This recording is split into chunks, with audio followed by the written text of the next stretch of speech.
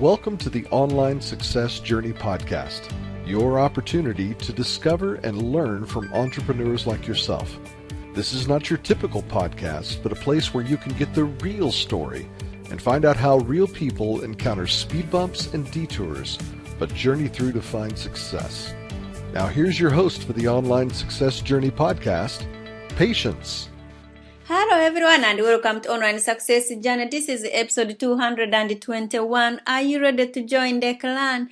Today we have Resa Gooding, an expert when it comes to marketing automation and CRM systems. She's passionate about helping companies scale to success using cutting-edge CRM and marketing automation systems. Hello Resa. Hi, Patience. How are you doing? I'm okay.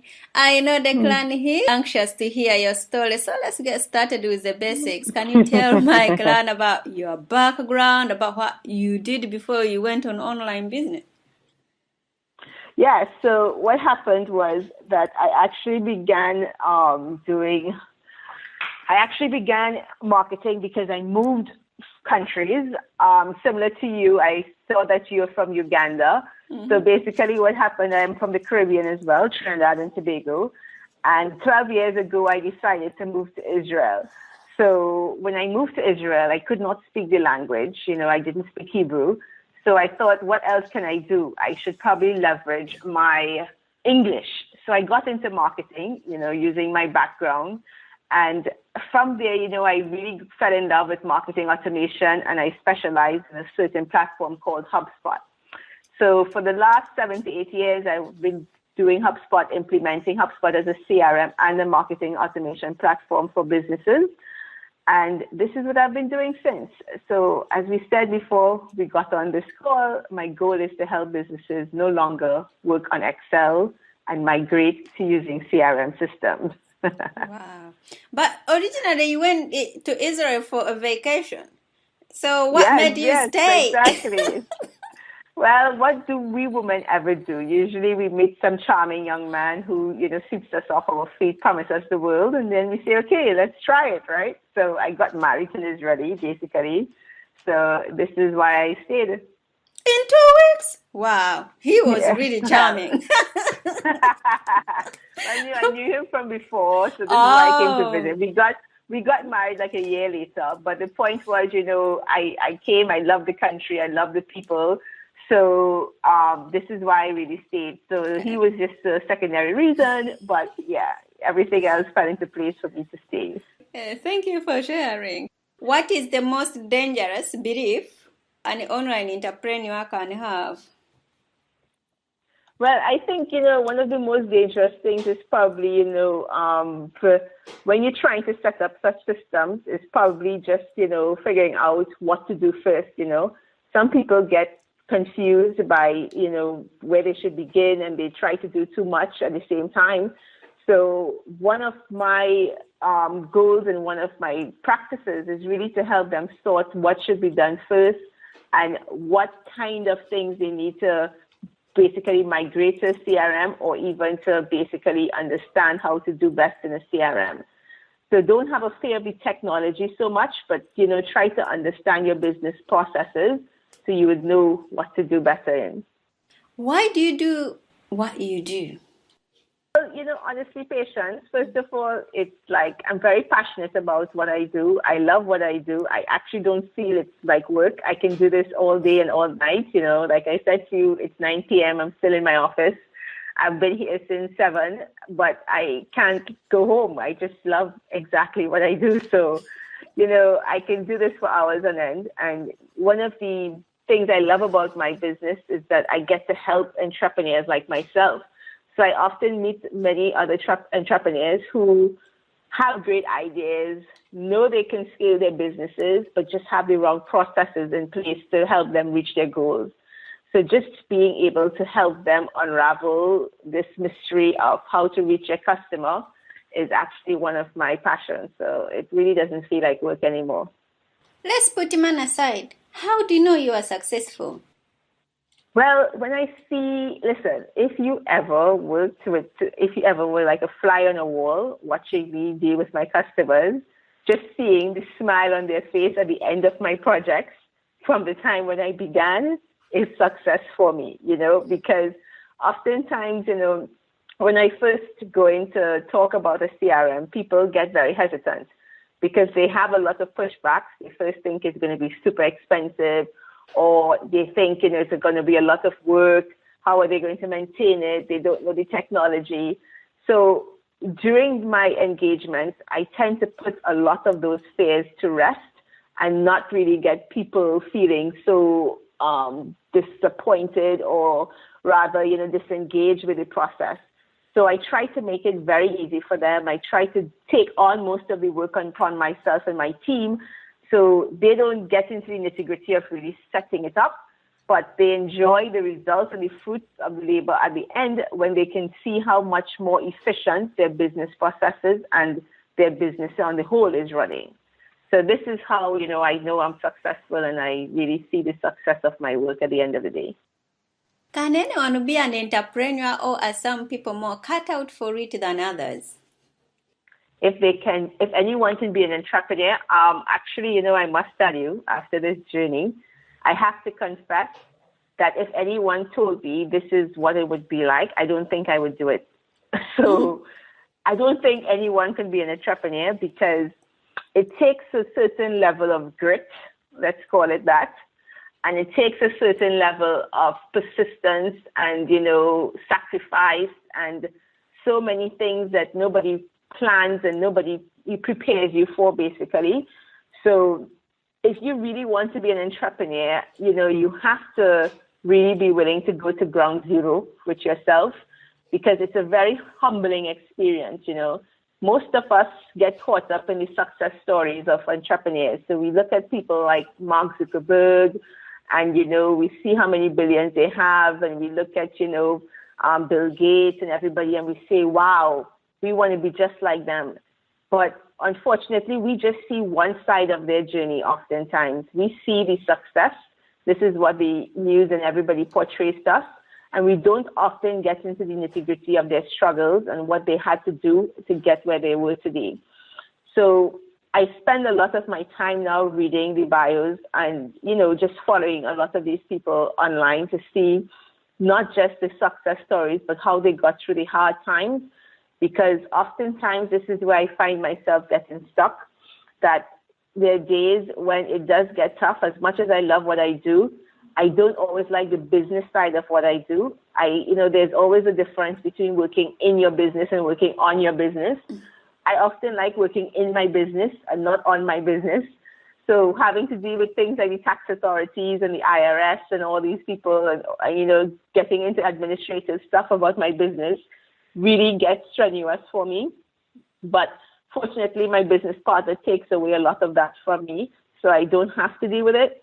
But still, I have to be involved in some extent, and these are my dark days when I have to deal with those things I don't really like so much in my business. Wow. So no, if you don't want to do everything, don't be an entrepreneur. But nowadays, all the jobs are going online. So we are either going to be forced or we are just going to say, you know what, maybe this is the next way we are going to live. You've been in business for the last 80 years. What did you have to sacrifice? Well, so much really. Just recently I spoke on another podcast and I was saying one of the things that I feel like I miss out on sometimes is being present for my kids, I'm not always available because I often have tight deadlines to meet or projects to complete.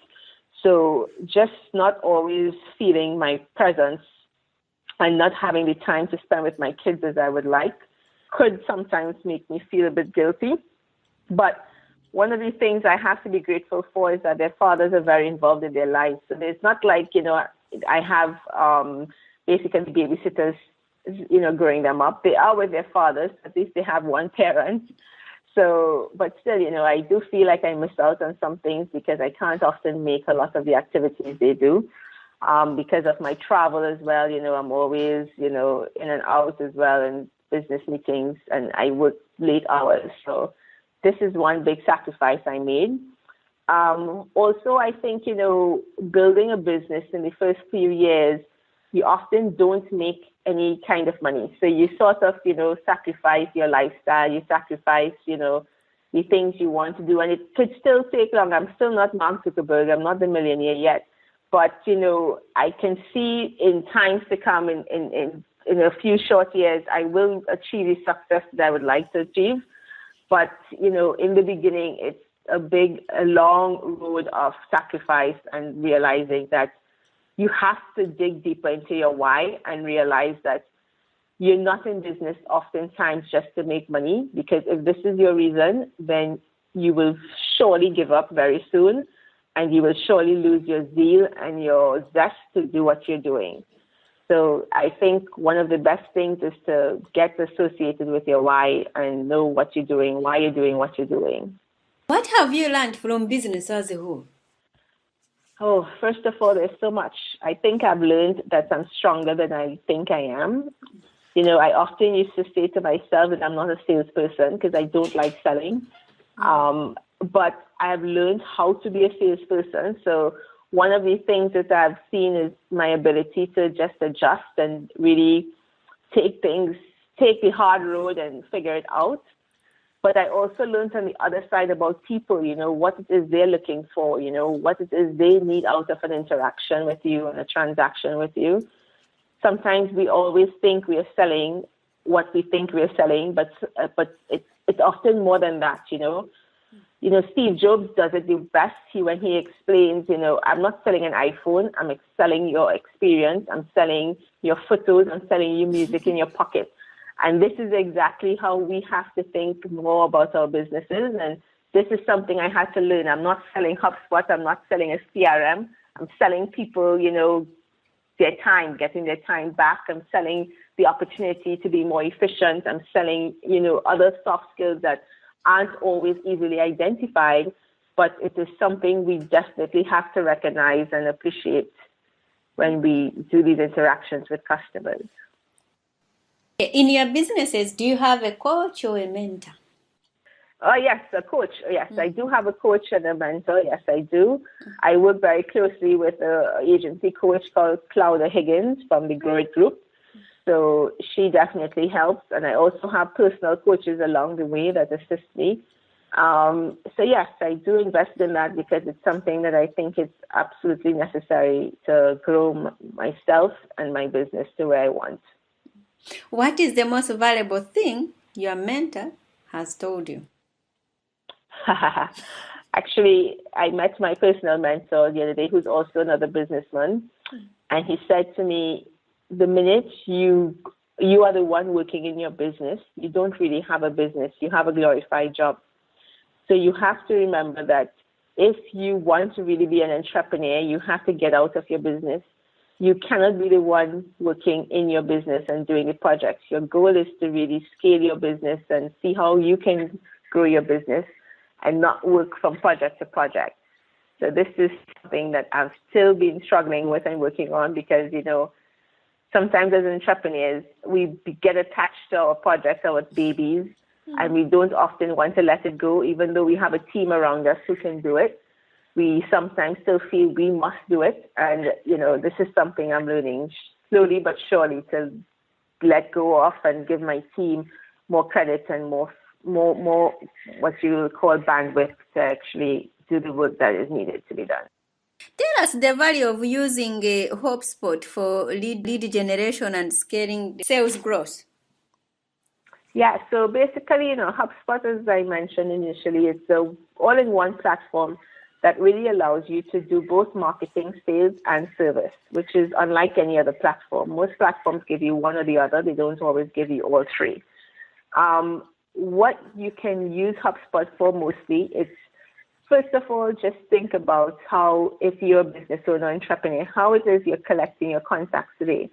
Most times you just have them on an Excel sheet, or you have them in your email, or you try to have them in some kind of pocketbook that you think you'd have it, and, forbid it that you actually just have them on your cell phone and hoping that you remember or never lose that cell phone.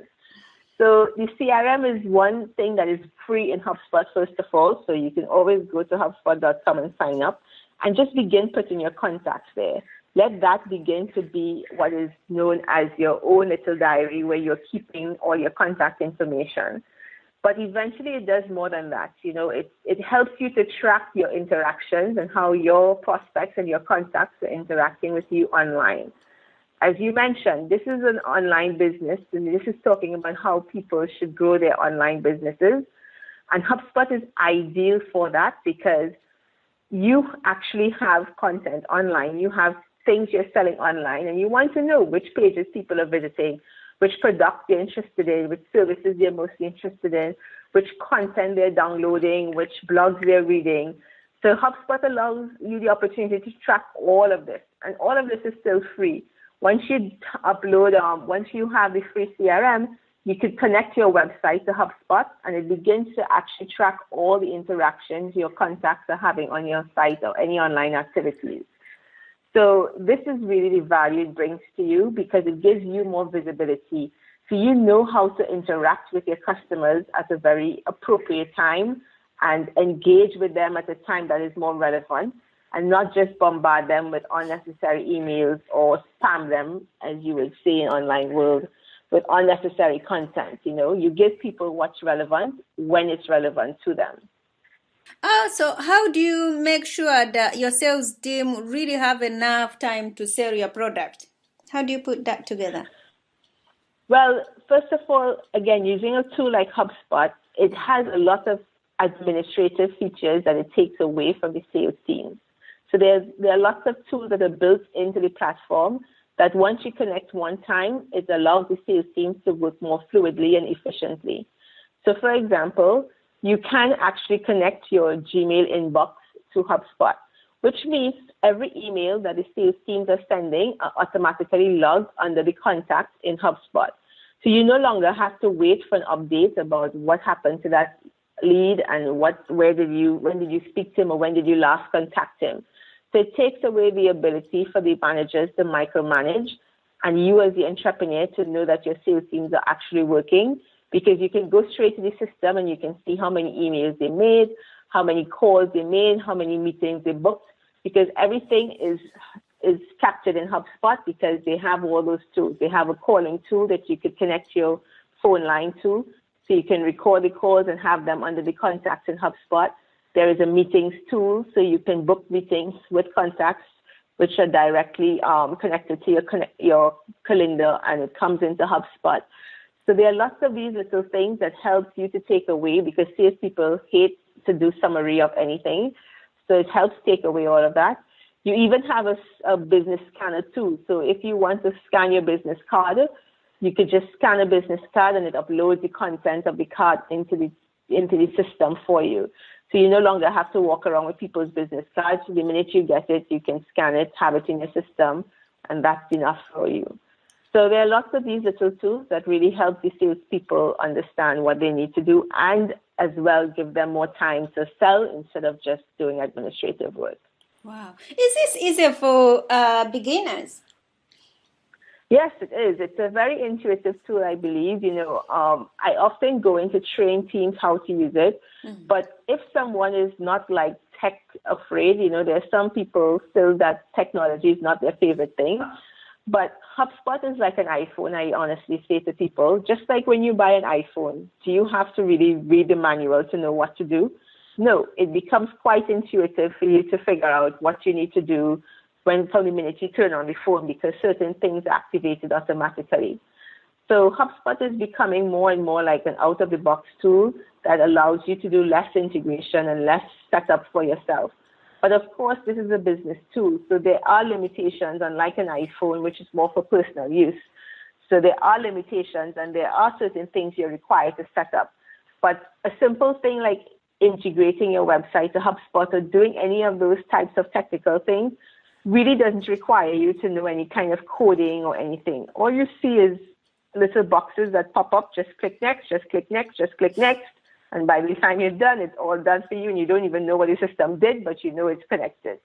So this is how easy it is for someone who is not too tech averse. But it does have a couple of things you have to set up, and they have a very good academy, very good instructions on how to do things. So you're never lost. But again, if you ever want to do it and you need help, then you have people like myself you can call upon, and I'm always happy to help you and, walk you through what you need to do.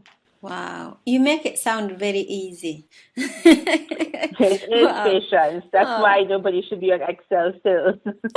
I will be touching that soon. What is one thing that has contributed to your success?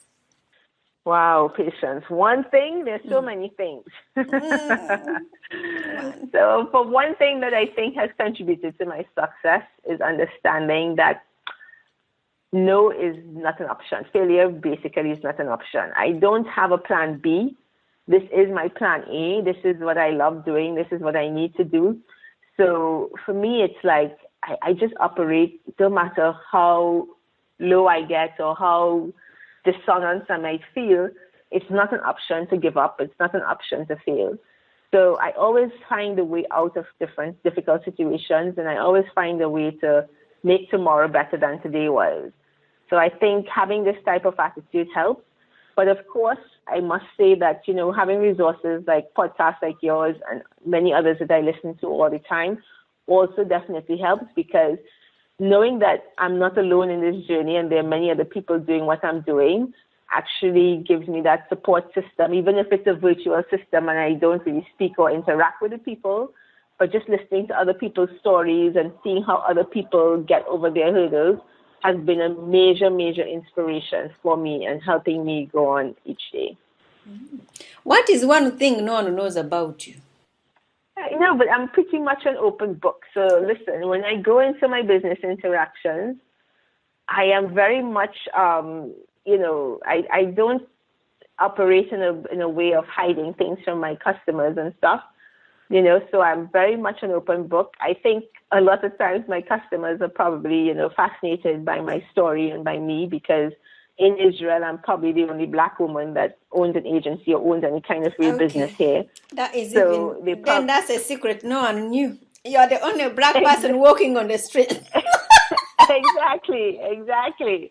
So this is sometimes very fascinating for them, because they don't often see many, because I work a lot in startup companies, and when you go to startup companies, there are no other Black faces in those companies.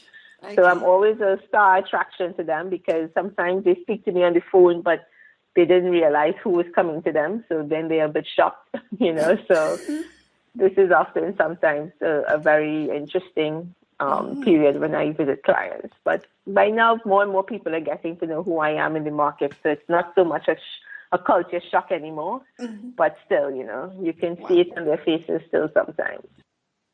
Is running your business through Excel spreadsheet is no longer an option? It's mostly because you could never keep track of things as you would need to keep track of them. So, for example, think about as even like right now, you may have one or two salespeople, and we as entrepreneurs, we always work longer hours, but we can't expect our team to want to work such longer hours with us. So once they finish their day, we must still have visibility into what they have done for that day. So this is the time that I will take to go into the CRM to see how my team has done and what they have done for the day. So it gives me that relaxation feeling, because I don't have to pick up the phone and WhatsApp them and say, okay, did you talk to that client today? What's happening with this? What's happening with that? I can have that visibility right in my CRM. So that definitely helps. Another thing is simply to increase your market share, right? When you have prospects in an Excel sheet, those are static. That's static information. It doesn't change unless you change it, and most times you never touch it again. So you have no way of actively understanding what changes are your prospects making and what are they doing more online. So once you have a CRM that's picking up their online activities, then it's able to prioritize certain contacts for you. Sometimes you look at your Excel and you would think, wait, these are all really good contacts. Maybe I should start calling all of them. But you may have 100, you may have 1,000. Where do you begin? You don't know who is more important or who is more interested in your product or not. But with a CRM, it will tell you this. It will prioritize these people, because it will say, hey, this person just visited your website today. Or, hey, these people are coming to downloading a lot of your content or reading your blog. So this is something that someone who has more interest in what you're saying or what you're doing. So this is two main reasons I think any business, especially an online business should get a CRM today, because you need to have much more visibility into how your contacts are interacting with you and how your sales teams are dealing with your prospects. Even you, if you're a one-person business and you are the sales team, you still need to know who in your prospect list you didn't contact for a while and who you should be contacting. So it gives you a level of accountability that you probably didn't have, because you just don't have time to fill that out in an Excel anymore. Let's talk about your free CRM consultation. Tell us more about it. Yeah, so as I mentioned, because I know a lot of companies are still hesitant about if I should get a CRM, am I ready for a CRM, or where should I begin? I do offer like a half-an-hour consultation. You can just connect with me on LinkedIn and you will book some time to speak through it. And I am happy to help you understand more about your business first, so I can explain to you how a CRM could help your business and a marketing automation platform could help your business grow, and then help you decide when is the right time to invest in such. So most likely it's, you want to have a certain level of content or activity on your site, so I can help you really prioritize when is a good time to do it. And then the third part of the consultation is simply to allow you to understand what it takes and what it will demand from you to actually make this investment. As I said, sometimes the pushback is about the cost, and the cost is eliminated because it's free to begin with. So you don't have to, invest anything if you're not ready to invest money-wise. But it's a great opportunity to start getting your business organized. And then when you start seeing bigger returns and you start seeing results, you can decide to make an investment in pieces. Because HubSpot has now really, what I would say, basically broken up their system. So you can choose which parts you want to invest in. So you don't have to take all of the portal at once. You can do it in parts, and therefore take what's most relevant to your business and not take the entire platform. What is your clientele? Well, so I work with a lot of startup companies, as I said. I also work with a lot of traditional businesses. So sometimes there are businesses who, family-owned businesses, or even like travel agencies and things like that have existed for a long time. So these are the people who are stuck on Excel because they never really, took the time to build a CRM, or before even when their businesses started, CRMs were still very clunky and still very new to the market and expensive. So they definitely didn't want to get involved in that yet. So these types of businesses, mostly, this is my target for 2020, to really help those types of businesses migrate, because if they want to continue operating in the future, in the next couple of years, they need to move. They will not be able to compete because your competitors are all online and they're all using these types of systems. So they get more savvy and they get more information and they know how to contact their prospects. So they will soon be poaching upon your customers and your prospects because they too will be finding them online and having better interactions with them.